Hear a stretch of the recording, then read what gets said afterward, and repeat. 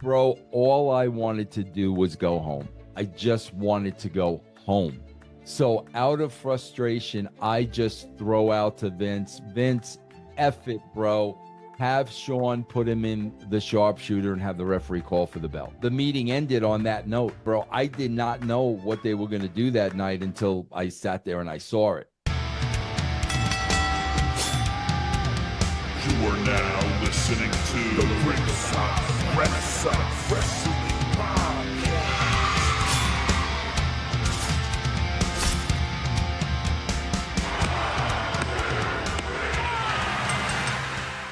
What's up? It's Andrew Combat Jones from Ringside Renaissance. We hope you enjoy this amazing interview. Pretty Deadly Jesse and Adam Cousins from Hitting the Turnbuckle Podcast had with the legend, the great, the infamous Vince Russo. We hope you enjoy it as much as we did. Ring the bell, get it started. Let's go. Ringside Renaissance. Welcome back to the Hitting the Turnbuckle Podcast. It's another very special interview today. I'm also joined by one of my colleagues from a podcast that we collaborate quite a bit with. They've just hit 1,000 subscribers on YouTube from the Ringside Renaissance Podcast. It is Pretty Deadly Jesse. Jesse, how are you doing? Doing great. Ready to get this on. Indeed, and thanks you for joining us, Jesse, as well. But less of us, more about our guest. Now, our guest, for those of you that are good on the channel, you will remember nearly 2 years ago now, we had this man on. He was our first guest from the States, or the first big guest we had from the States. And I'm just going to remember the intro. The last bit of the introduction I said to this man back in the day was, in a wrestling world full of clowns and evil dentists, this man injected some attitude into wrestling and gave us the best era of wrestling still to this day. It's the one, the only, the incomparable. Welcome back, Mr. Vince Russo. What is going on, Adam and Jesse? Very nice to be here again, bro, and see you guys. It is great to have you back, Vince. Now, just so everyone knows, we did say this is going to be a random question for Vince Day. And as I've said all along, and I did mention to Vince before we come on the show here, we will not be saying anything about stuff that's happened with Jim Cornette that is gone beyond the ring, legal and everything like that. It's not what we do on this show. If you want to watch those sort of videos, they are available on YouTube. It just will not be happening on here. It is straight wrestling talk. With that in mind, Jesse, I'm going to throw the field over to you. You go and ask Vince your first question. All right. First of all, it's an honor. I grew up during the Attitude Era, and this is just a big honor for me and my colleague that's not able to join us and stuff. And I just want to say thank you for your time. Now, I read that you joined the WWF as like a freelance writer for WWF Magazine and then evolved into your role into creative and that sort of process. And I just was wondering what was like kind of like the journey of that, like going from being a freelance writer to working your way up through the ladder to actually being like the head of creative during one of the hottest times in pro wrestling history. Yeah, Jesse, everything happened like, I'm a Christian man, and I'm a firm believer in my faith. And I know, like God is in control of everything, because what happened to me at WWE, it was never my plan. It was never my plan. I mean, when I first got the job as a freelance writer, I needed a job. I had 2 video stores on Long Island when video stores were just mom and pop and Blockbuster was just starting to move in. Bro, if it were up to me, I would have been working at those video stores to this day. I mean, I loved it. I loved owning my own business. I loved that business. But, the writing was on the wall, so I had to find a job. At that time, I was sponsoring, my store was sponsoring a wrestling radio show. So, like, there was an opportunity there to maybe get in the wrestling business. But like I said, man, first and foremost, I needed a job. So I was freelance and I was getting $150 a story. And then the editor of the magazine was fired. So I interviewed for that job and I got that job. And that's how I got into Titan Tower.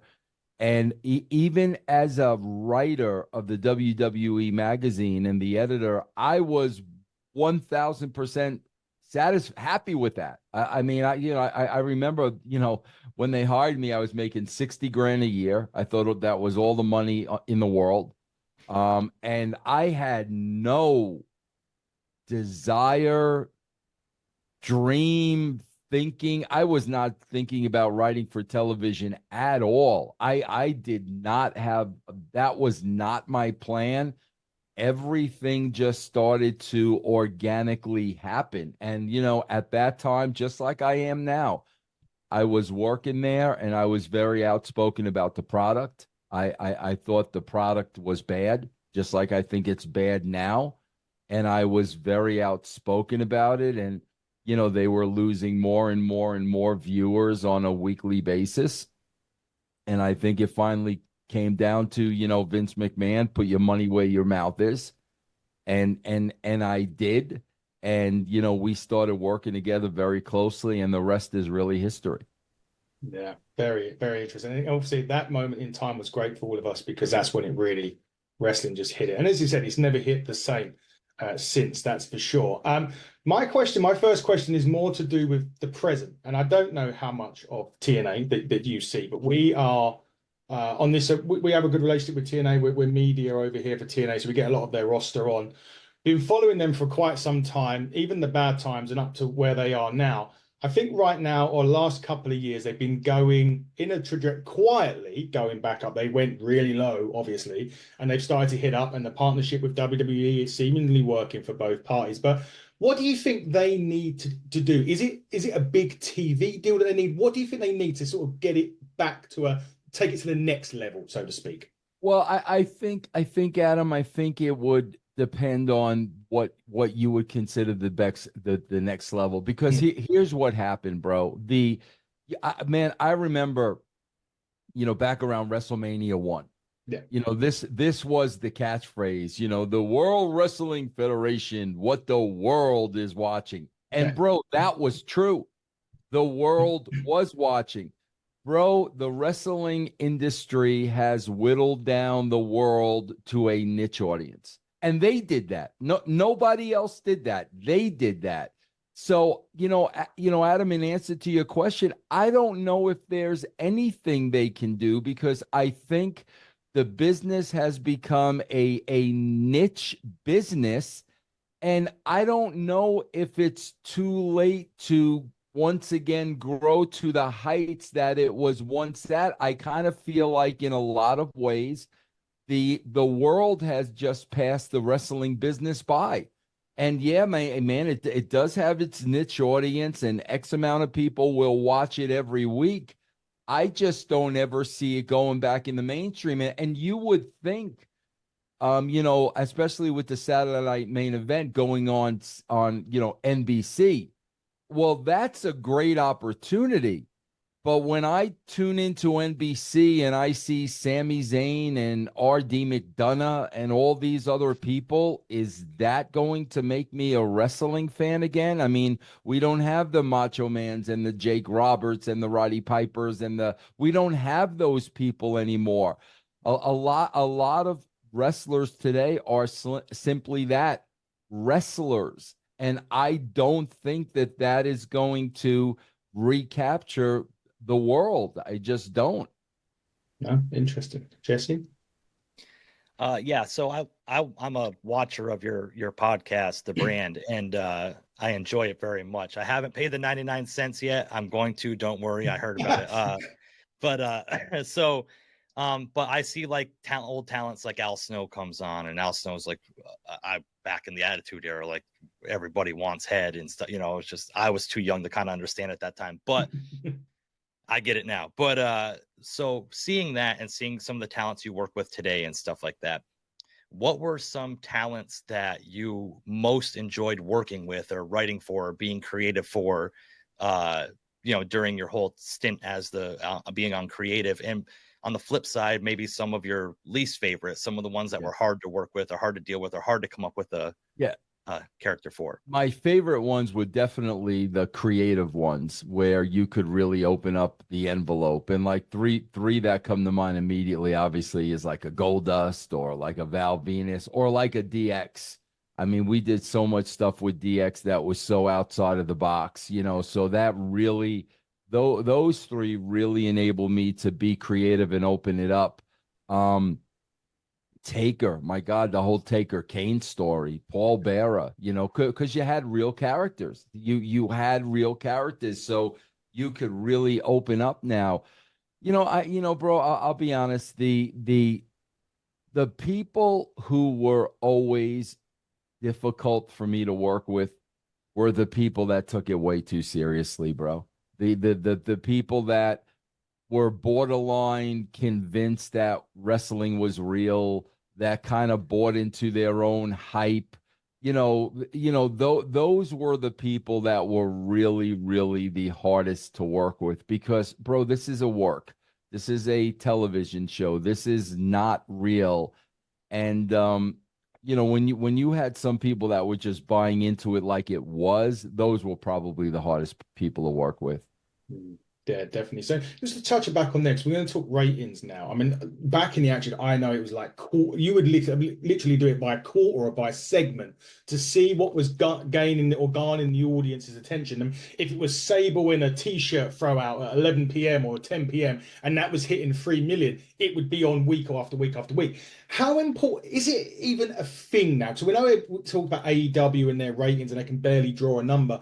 Is it that important now, or is it more important to the people that are buying, like the broadcasters, than it is now to say Triple H and Tony Khan?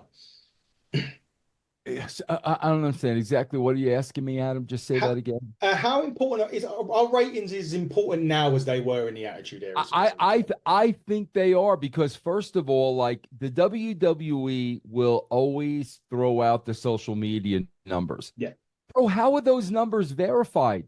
We know about bots. We know you can buy subscribers. We know you can buy viewers. It happens all the time. How are those numbers verified? I mean, I had Glenn, Disco on my show the other day, and he was pointing out, I said to him that when Jey Uso won the Intercontinental title, only 1.5 million people were watching on Raw.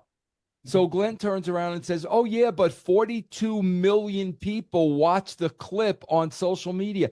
Bro, does that make any sense to anybody?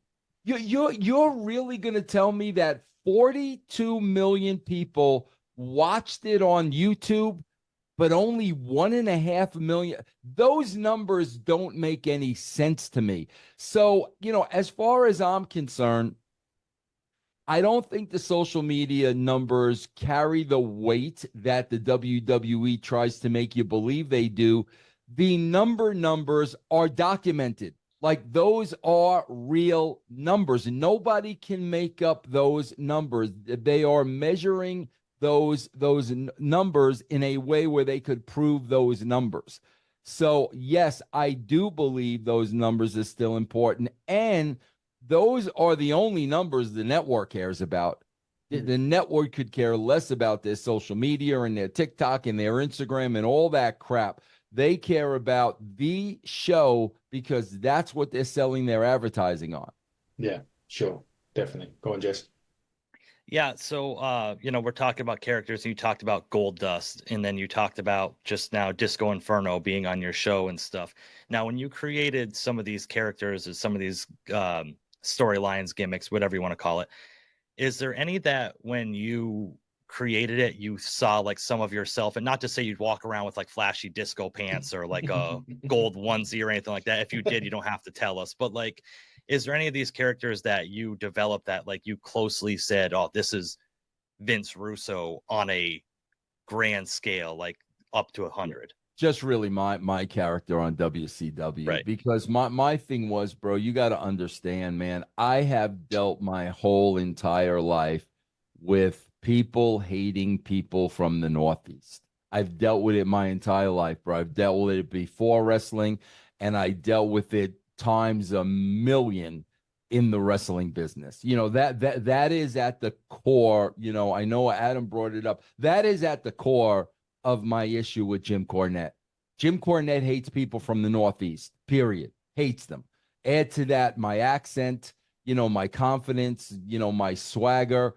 That's the root of the problem. So when I was creating my Vince Russo character, my whole thing was, okay, bro, you want to hate New Yorkers? You want to believe New Yorkers are a certain way? I'm really going to make you hate New Yorkers. So, through my character, that was definitely an extension of who I was. Brilliant. I'm an upstate New Yorker, so I'm with you. Yeah, man. Yeah. I don't have the accent, but I'm with you. Yeah. Definitely. So, Vince, is there anyone today that you watch on telly that you'd think, if I could just work with that particular character, I could take it further than what they are now? Well, it definitely would have been Bray, without a shadow of a doubt. It definitely would have been Bray. But, it's, again, there are a lot of characters I like. God, I wish I was working with the Wyatt Six, because they don't have a clue what to do with them. What would you do with them, Vince, out of interest? What would you do with someone like that? Bro, they should have they should have had their own universe.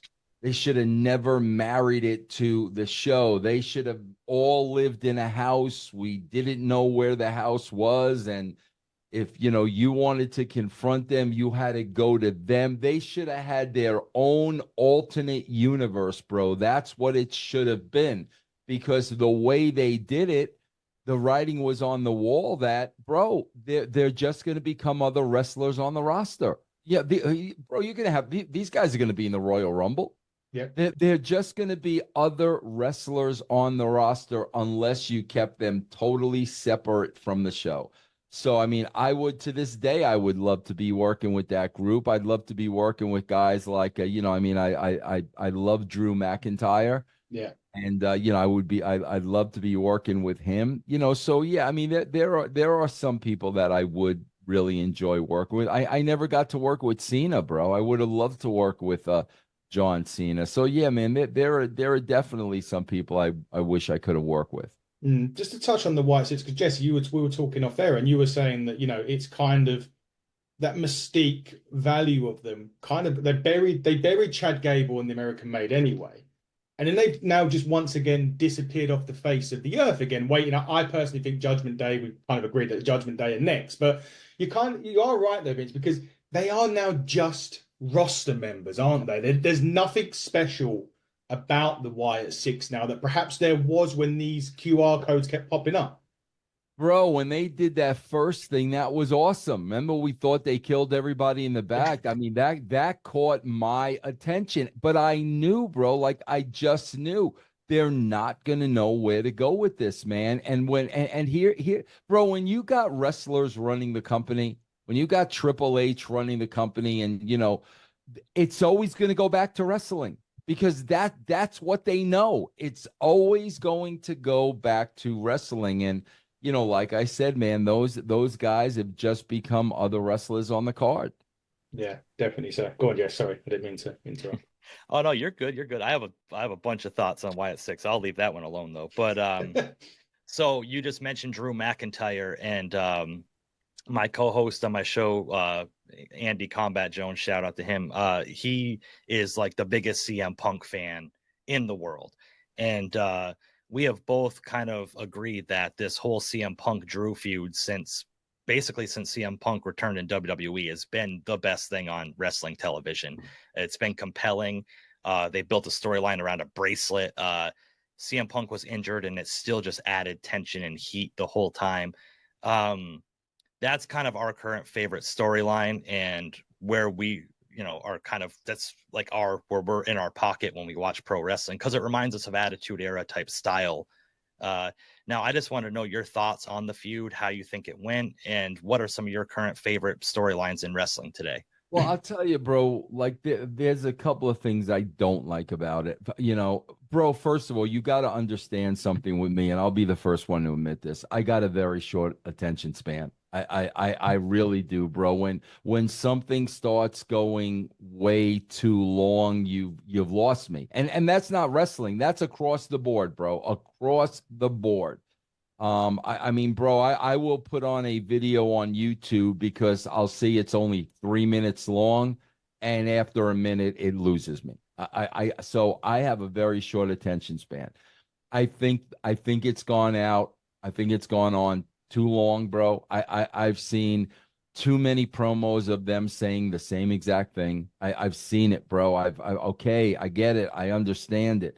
And then, bro, I don't like, and I never thought I'd see this, bro. There's so much CM Punk kowtowing and catering to the fan base. I hate that, bro. That's not straight edge. That's no edge at all.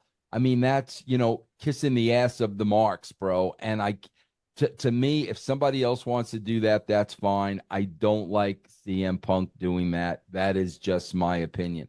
Bro, I got to be honest with you, Jesse, and I'm not just saying that. There isn't one feud that I'm interested in. Nothing. I watch these shows because, Sportskeeda pays me very, very well to critique these shows. If I was not getting paid to watch these shows, I would not be watching these shows. There is nothing. There is no story on either program that I am the least bit interested in. Not one. It's quite interesting just to talk about Punk a minute, because you did make a great point there, Vince. I felt as if and I like Punk, and I'm a big Punk fan and whatever, but I feel as if something's missing with him right now, and it may well be what you're just saying there, that the sort of appeasing everybody and not. Well, I think that's what's missing, Adam. I think he's being a good boy.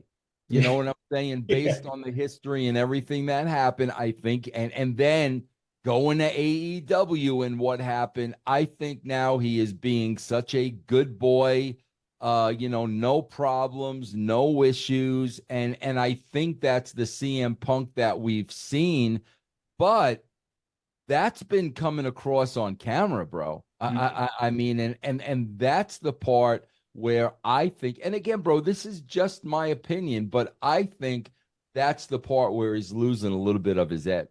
Yeah, I just think even sometimes these promos as well, there's not enough of those sort of quote unquote pipe bombs, or that little bit of, it will drop a line and everyone will be like, yeah, oh shit. I mean, bro, here's a perfect example, which I can't, like, bro, they're talking about the Hell in a Cell, the cage, the cage, the cage. If I'm Drew McIntyre, what I'm talking about is, bro, what happened the last couple of times you were locked in a cage with somebody?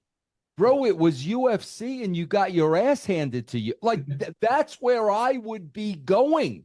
Yeah. Because now what's Punk going to say? And if you really started needling him with that reality, that may bring some fire out of him. But, like, I remember when the Hell in the Cell was introduced, and like, that was, and Punk was putting the cage over. Like, that was the first thing that came to my mind. Like, bro, the last time you were locked in cage with people, you got your ass kicked at UFC, like, all of a sudden. So, like, I honestly thought, okay, bro, well, that's where McIntyre's going to go. But no mention of that whatsoever. How do you not mention that, bro? Yeah, it does. Even some of those fundamentals, we call it simple fundamentals, but, even just doing that creates. Yeah. There's always that line between fiction and reality, and I was talking about this the other day with a colleague. Was doing the top 10 like storylines that happened, and we're saying the best ones are where you've got that. There is that break between the fiction of the wrestling, but the reality of life, and when you cross that line, everything just takes a whole new meaning. Yep. And that's where that particular feud has lacked big time. When it could have been brilliant, it could have been fantastic, because McIntyre's probably doing his best work as a wrestler this year, like over the last 12, 18 months. But this type of feud where you've got someone like Punk, you're not utilizing both of their characters properly at all. Yeah. And then, bro, McIntyre could have brought those fighters in. Yeah. You know what I'm saying? Yeah. I mean, you're right about it, bro, because the most appealing thing is when you blur those lines. And I was always constantly looking for that. But if McIntyre brought those fighters in, and hey, bro, how was it being in the cage with CM Punk? And they're laughing about it, and they're telling, like, but I don't know, bro. And it's like you said, bro, this ain't rocket science stuff. This is very simple fundamentals, man. Yeah, indeed. Yeah. I'm going to change the subject. Oh, Jesse, if you want to follow on, go on. Well, I was just saying they started to blur the lines, like Vince was talking about, when Drew got the picture with Jack Perry backstage and like was posting it, or all this different stuff. So that was started adding And I thought that's what was going to bring out the CM Punk of old. Like, okay, you want to play with fire? Here we go, and I agree. It just seems like a slow burn. I think we're going to get back to that Punk, but I think he's kind of going through this phase of, oh, look, I can be a good boy, to try to blur the lines, as you said, with like how his reputation backstage at AEW. Oh, look how good I can be here, before he gets into that. Oh yeah, you want to play? Let's play. But you got to be careful, bro, because in the meantime, he's hurting his brand. And to me, that should be the most important thing. It would be like if tomorrow I started working for the WWE and then I just started putting everything over. Forget about Russo's brand is absolutely dead, and that's why, like, I wouldn't do that, but I mean, I could understand, bro. And obviously there's a lot of money involved, and I get it, but I'm just not seeing that edge. Would it be worth WWE sort of maybe playing on what had happened in AEW and maybe putting something out there that there's something had happened between Punk and somebody? Not, it didn't. But again, we're talking blurring those lines between reality and fiction, and using that and say there was I don't know, a backstage issue with Punk. He's been sent home, and he hasn't been, but it's just cogs. Bro, they don't know how to do that. Because at the end of the day, Triple H is not a writer. They don't know how to do that. They're wrestlers, man. And that's why we're not seeing compelling characters and storylines. They're freaking wrestlers. They're not writers. Yeah, no, definitely. I'm going to change and move off the subject of The Undertaker quickly. Obviously, the streak ended at WrestleMania 30. I didn't think it should have done. That's my opinion. I didn't think it should have. I think it could have done. I didn't agree with maybe who and the reasons why. Would you have kept that streak intact, or would you have got someone eventually to, or should he have retired full stop at that point? Yeah, what to me, from what I understand, Taker wanted to do that with Lesnar.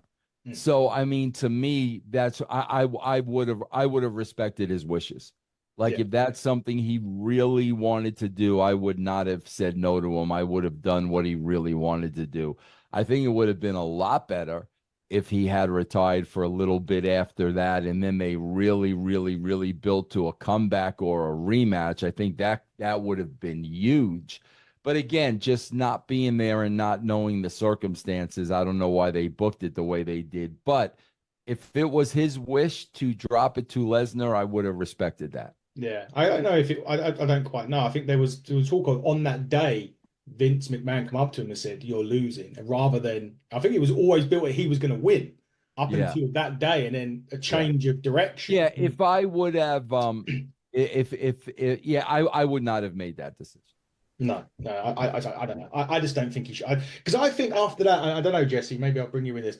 WrestleMania for me lost its mystique at that point. And I'm not that massive fan of The Undertaker, but it was always one of those things every year, like, who's Taker got? And that was one of the things I was always looking at every year. Who's he got? Who's he got? Once he lost, I just felt that it didn't have the same. WrestleMania just didn't feel the same for me after that, Jesse. I don't know. Did it feel the same for you?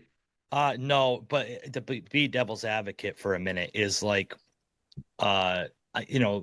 to continue he's 22-1 now, he's 23-1. At that point, it was kind of lost its point. But you and I were talking about with a lot of these matches that the ending, like why watch the football game if you know who's going to win?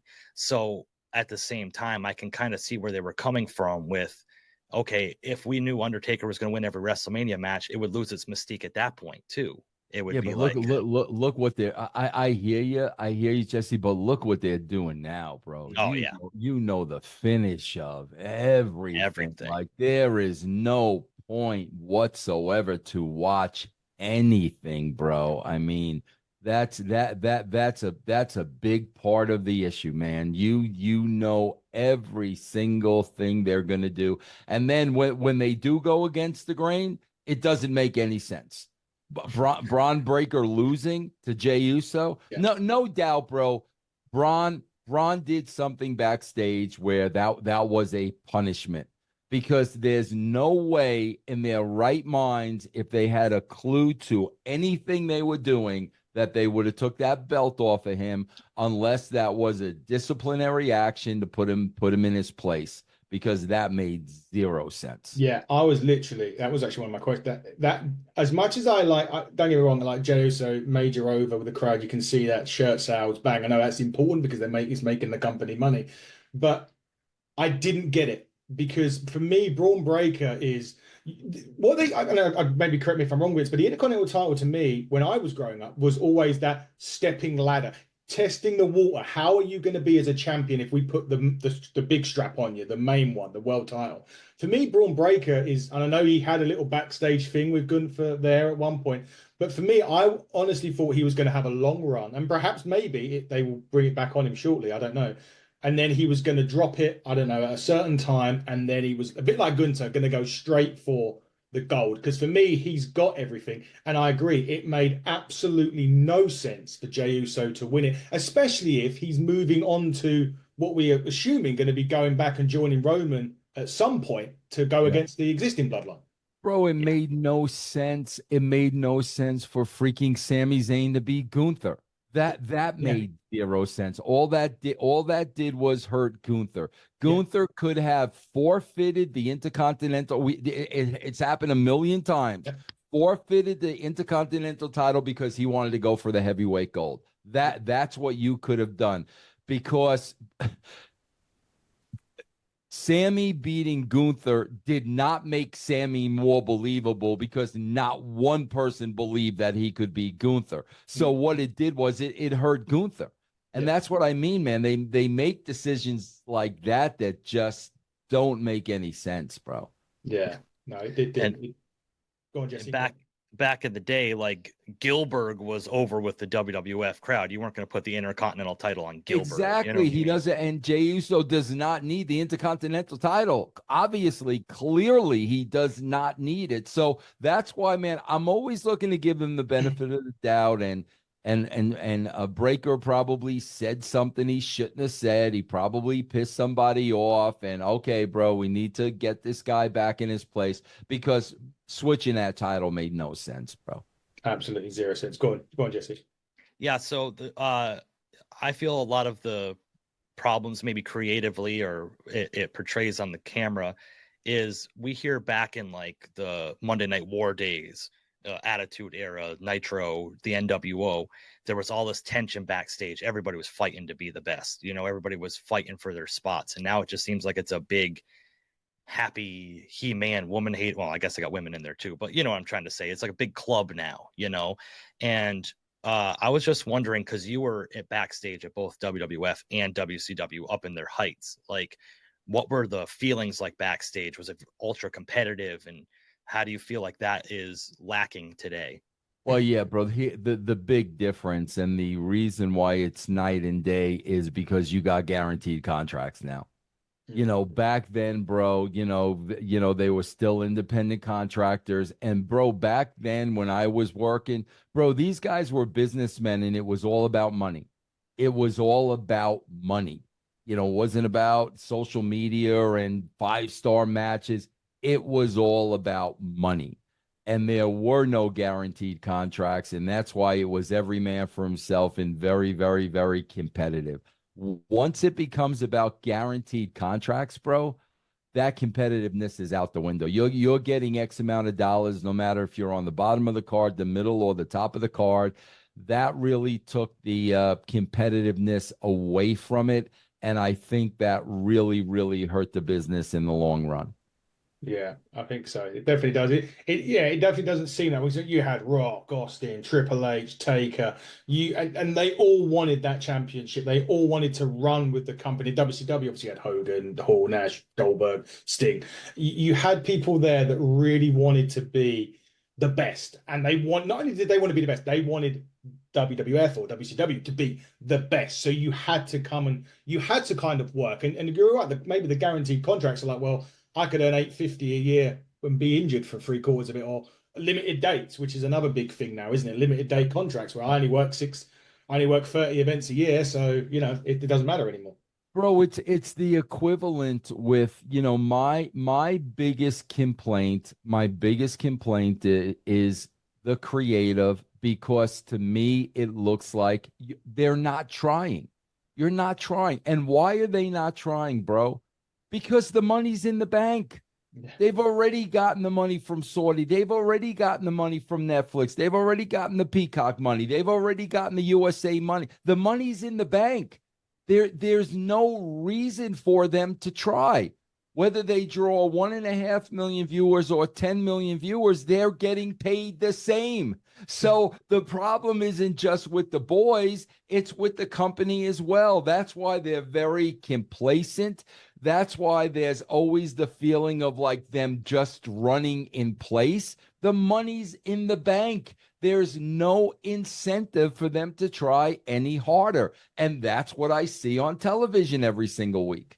Yeah, it's definitely the case. I want to get your thoughts on these 2-night pay-per-views. WrestleMania went 2 nights a few years ago. I'm still getting used to it. Now we're seeing next year SummerSlam, and it's probably going to be the Royal Rumble next. For me, and I get from a roster sort of perspective, I get it, but for me, I just don't know. It doesn't work for me personally. Because it doesn't work, bro. Because they watered down the card so badly to give you 2 nights. You know, Adam, it's just greed. It's just greed. It's all about money. It's all what, bro. They listen. Make no bones about it. And now they're talking about SmackDown going through to 3 hours. Make no bones about it, bro.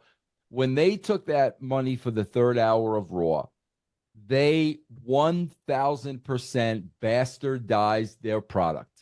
They watered down their product to get that extra hour of revenue. And since then, bro, the product has never been the same. My God, bro, if they could figure out a way for WrestleMania to go 3 days, it's going to go 3 days because, bro, it doesn't matter. It's all about the almighty dollar. And I understand that, bro. I understand it's business. But when business gets in the way of you hurting your product, to me, that's totally different. And they definitely hurt their product going to 3 hours. Definitely so. Go on, Jesse. Yeah. So again, I'm a big fan of the Attitude Era, so I got to ask a few questions about that. No. And if you don't, if you just tell me I'm an asshole if you think so, but I got to know, you were around during the Montreal Screwjob. Now, is what was said about happening in the Montreal Screwjob, is this like 100% legit? Is there stuff people don't know about? Is there like kind of smoke and mirrors everybody wants to get along and make money, as you said now? Like, what was really going on there? Yeah, bro. It was, bro, I could tell you this. Probably the Wednesday before the Survivor Series, I was at Vince's house and he was having a conversation with Brett. And Vince said to me, Vince, I want you to be a witness on the phone. I want you to be the third party on the phone call, but Brett did not know I was on the phone call. Okay. Bro, I can tell you I was on the phone call. Vince McMahon pitched Brett so many ideas, so many alternatives, and it was no. And what it really came down to is Brett did not want to drop the belt to Shawn Michaels. I mean, that's really what it came down to because of some of the things Shawn had said and done. That's really what it came down to. So after, so many ideas were pitched, the truth of the story is, bro, and you'll hear, Cornette, oh, it was my idea. Bro, I'm not claiming this as my idea because it's not something I'm proud of, and I wished it would have never happened. But my God, bro, we were at Vince's house all day. We started at about 9 a.m. It had to be close to 9 o'clock at night. And we were trying to come up with a finish. Bro, all I wanted to do was go home. I just wanted to go home. So out of frustration, I just throw out to Vince, F it, bro. Have Shawn put him in the sharpshooter and have the referee call for the belt. Bro, I just wanted to go home. I wanted to go home. And the meeting ended on that note. And bro, the next couple of days, I had no contact with Vince whatsoever. It was almost like Vince was trying to kind of isolate me from this because he wanted to make sure that it looked like he was 100% responsible. He didn't want to pass along any of the heat. And that's why, bro, I did not know what they were going to do that night until I sat there and I saw it. And I was like, holy shit, that's kind of what I, threw out there. But no, bro, I mean, bro, listen, here's the only discrepancy. Vince did walk in that locker room to get punched in the face. I mean, there's no ifs, ands, or buts. That's Vince McMahon, bro. To him, that was the manly thing to do. Yes, did I screw Brett? Yes, I screwed Brett, but I screwed Brett because I had to screw Brett to protect my company. But yes, is one coming my way? Absolutely, 100%. And that's why he walked into that locker room. But, bro, there's no smoke. There's no mirrors. I mean, that's exactly the way it went down. This is going to sound a really stupid question, but why didn't Vince just turn around and say, I'm the boss. You're dropping that title on Sunday. Take it or leave. Kind of, deal with it. Well, I mean, but he had to make him drop the title. True, yeah. You know what I'm saying? I mean, he still needed to make him. And, bro, I'm telling you, at least a dozen different scenarios were thrown by Brett. At least a dozen, and he turned down every single one of them. That's it. I want to talk about another McMahon, Shane. He's in the news recently, potentially going to AEW. Why would he do that? He would only go to AEW. He would only go to AEW if he gets a share of AEW. He's not going to AEW to work for Tony Khan or be a general manager or be an on-air talent. The only reason he would be going there is to own a piece of the company. And now, bro, you got to look at the probability, because now you're starting to hear that Warner Brother Discovery actually is, stakes a claim in AEW, which means they may own part of AEW. If they own a part of AEW, I could definitely see them wanting Shane McMahon to be a part of that ownership group. So I could definitely see that happening, but it would be under the guise of Shane owning a piece of that company, not going there as a freaking talent. That's absolutely ridiculous. Would they want him there from the business perspective as well, in terms of helping get maybe more sponsors or bigger deals for the business outside of? Oh, absolutely. But he would not be going there as an employee. He definitely would not be going there as an employee. Absolutely, they would. No, definitely. Jesse, on over to you. Yeah, so we're just talking about AEW, and you watch AEW and stuff, and I've been a AEW follower since day one, and I'm really not happy with the product right now. It's very stale, very predictable, as you said. What are some things that you think you'd be able to do creatively to help that product or help that business grow or that brand grow, as you say? Well, bro, I'll be honest with you. Like, Jesse, I watched AEW Dynamite for the first 15 months. And then it's funny, bro, my 60th birthday was coming up. And I was just like, bro, I'm 60 now. I can't waste another minute of my life watching this crap. Seriously, bro, like I have not watched it since I'm going to be 64 in January. So I haven't watched it in 4 years. Bro, it's all what we talked about earlier, man. The backdrop of these wrestling companies should be reality. The reality of the wrestling business. That should be the freaking backdrop, bro. And you talk about a golden opportunity with the CM Punk stuff.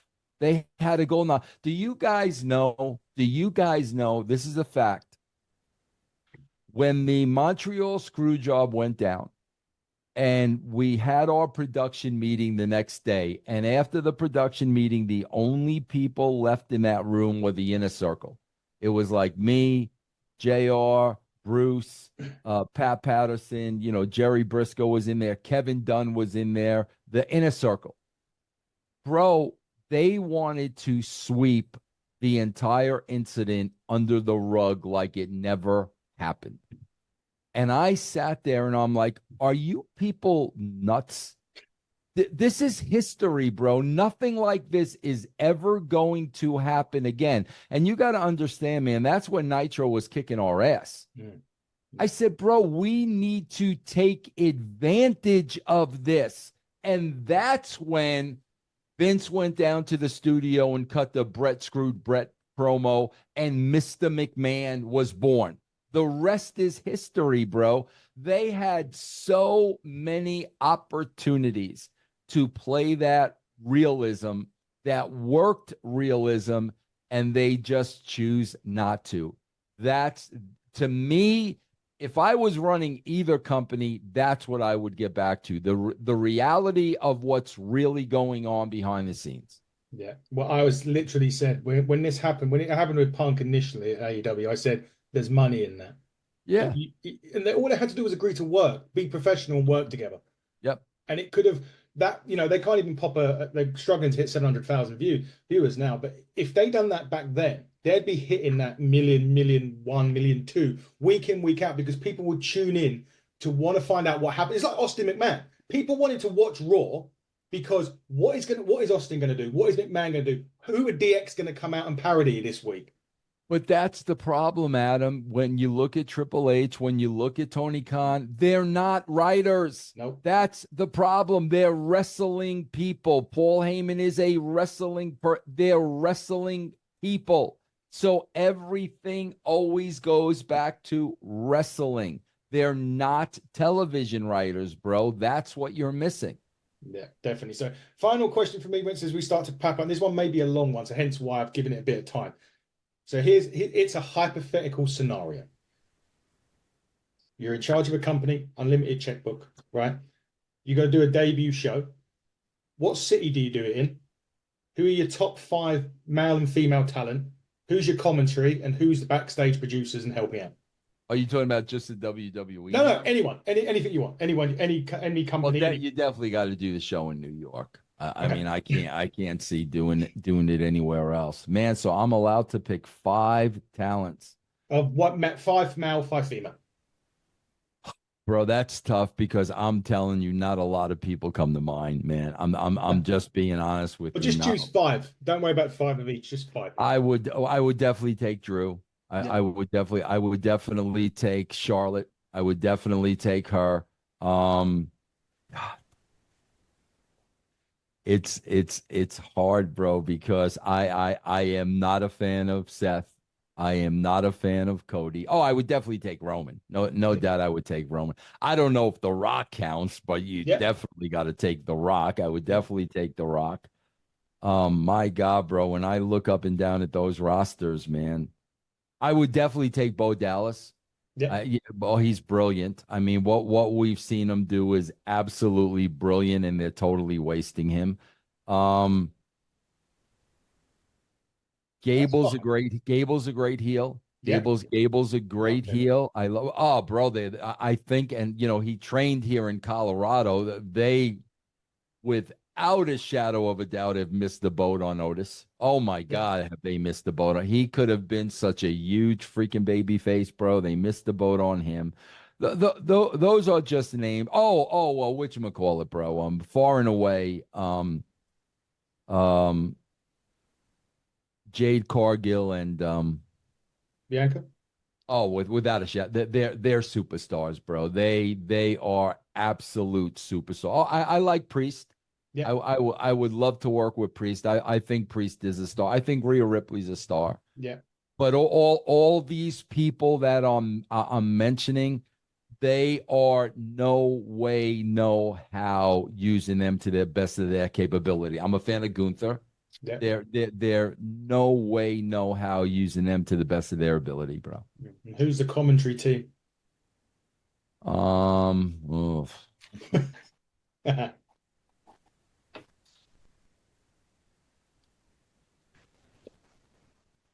Bro, I love Taz. Yeah. Nobody's as funny as Taz. The new guy is pretty good. What's his name? On Raw. Yeah. Oh, what Joe is it? Tessitore. Yeah, he's not bad. Say him and Taz. How about There you him go. and Taz? Yeah. And any sort of favoritism on producers or agents that work with him? I mean, bro, bro, my agents would be people that made money in the business, not people that were good little hands and mid-carders. It would be guys that were top guys in the business. Kurt Angle would definitely be an agent. I mean, guys that were in the business who made money. Those would be my agents. Yeah. Go on in, Jesse. Round it up with you, and then we'll finish up. Oh wow, I thought that was gonna be the last No, one. no. Go on. I was gonna do a comedy one. Insane Clown Posse, should they be in the WWE Hall of Fame? Why not? I mean, compared to who else is in there, absolutely. I mean, there's no question about it. I mean, bro, Pete Rose just passed away. Bro, if you're going to put Pete Rose in the Hall of Fame, how are you not putting the insane? But, bro, there's so many people that should be in the Hall of Fame that aren't. That's why I think it's such a freaking joke. It's just it's a popularity contest. If you're going to let the fans vote, that's one thing. But I mean, for decades and decades, it was, Vince voting on it. Now it's Triple H. I mean, that's why, to me, that's just always been such a farce. I know that you said you wouldn't accept it, Vince, but if the fans voted for it and they voted for you, would you do it? No way. No, you wouldn't do it. No. Bro, I regret ever getting in the wrestling business. I really do. If I knew now if I knew then what I know now, I would have definitely not made a living in the wrestling business. Interesting. And finally, then, Vince, as we've thrown up, what have you got coming up? Where can people watch your podcast? What have you got going on? Yeah, I would say right now, bro, where I'm trying to send people. And first of all, I'm working on my third book. I'm about to send in my first draft. It's called Total Nonstop Agony.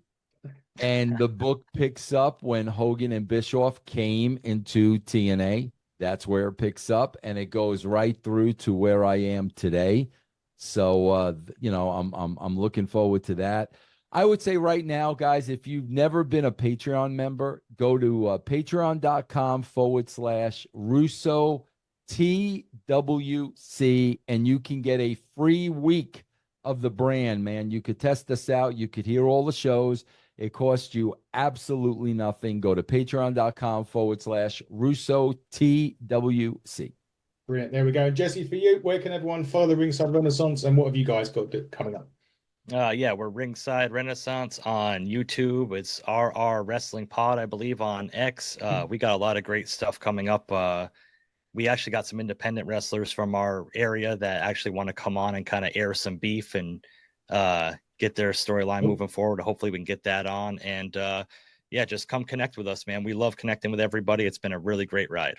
Indeed. Bro, where'd you get that Jesse, where'd you get that Piper thing behind you? That's pretty cool, man. Where'd you get that? My wife bought that for me. So when I first started this, I had a plain white background because I'm a plain person. And everybody's like, oh, you got to put something back there. My wife actually bought it and put it up. I came home from work and it was there. That's awesome. That's really cool, man. That is really, really cool. I like that a lot. Yeah, she's a saint. I'm telling you. I got Roddy Piper's final book that he wrote with his kids right here. He wrote it and he died halfway through it. I got JR's book. I got an autograph Bruno Sammartino. That's awesome, man.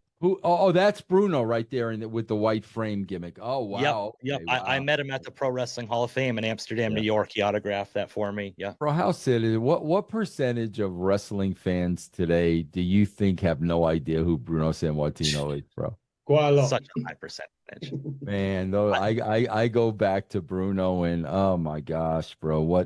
That's what people don't understand, bro. I always say, bro, I don't think the best era in wrestling was the Attitude Era. I don't. I think the best era in wrestling was the WrestleMania 1 to 3 years.